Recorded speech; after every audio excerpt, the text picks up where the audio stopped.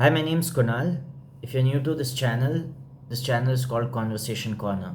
And on my channel, I talk about how our words can influence our thoughts and consequently how our thoughts can influence our actions.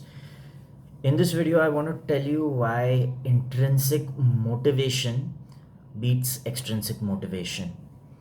And the reason this is so important is if you are doing something right now that you feel is important to you and it's going to be a goal for you, you may want to watch this video. When we decide the goals that we have set for ourselves, most of the time we think of an outcome, what we want from them.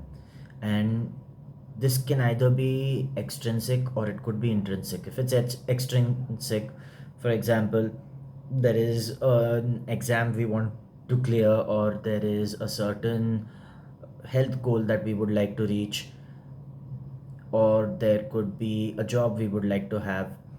There are many reasons we want to finish this task at hand or this goal that we've set for ourselves, but the deeper question is, what is the intention?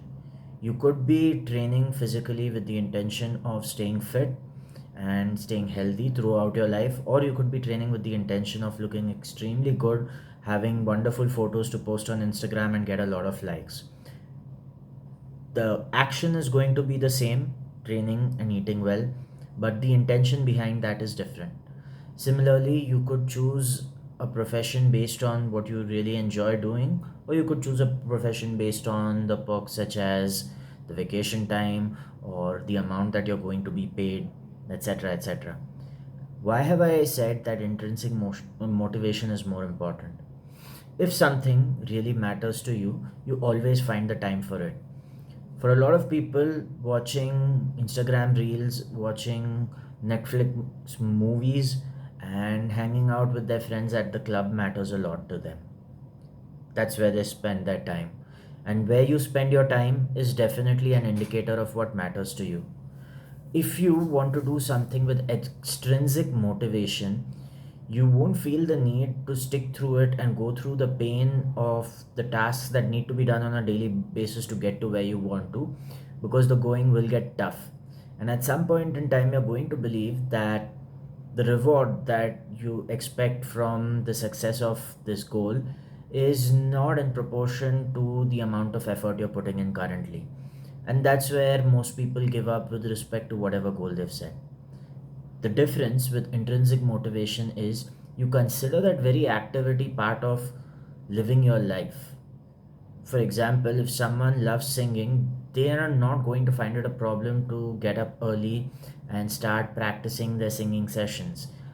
Be what the result of that training session is, they're going to continue to sing, and they're doing that because singing is now part of what they do and consequently becomes a part of who they are, which in this case would be a singer. When your goals come from within and they don't carry an extrinsic reward, you have no issues doing what is necessary to ensure that you're moving towards this goal. You enjoy what you do, and doing that work doesn't stress you out because there is no expectation of a certain result by a certain time. And that's how most people who are at the top of their professions in quite a few circumstances have done what they loved. In fact, a lot of people who became super successful at what they did said that the work doesn't really feel like work. It feels like play. So if you were to do really well in life, you'd have to find something which seems like play and does not seem like work at all. And you have to be okay with the fact that sometimes you may not be able to monetize it. You simply won't have the skill sets to know how to make money from that which you are pursuing as something joyful.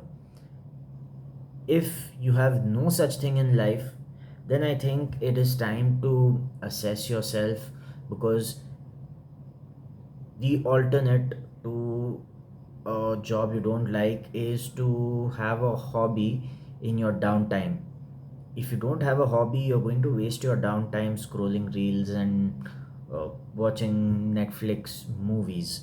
Not that anything is wrong with either of them, but that's simply not the best use of your time when you're involved in work that you don't like. And I am a firm believer that downtime is meant for your creative activities. If your main job does not give you the luxury of doing what you love, you have to make time for this. There will be sacrifices for other things that are dear to you, but you should be willing to pay the price if you want to get good at doing what you love. It's an easy trade-off, to be honest. For example, I'm shooting this video after coming back from office, and although I am a little tired, this video does not stress me out because there's no particular goal or outcome that I need from having this video up. Whether this video gets 0 views, 1 view, 2 views, 3 views, 4 views, it doesn't really matter because I'm trying to train myself to speak well in front of a camera. And should I get 0 views for this, it won't matter because my objective will still be accomplished, which in this case would be talking in front of a camera.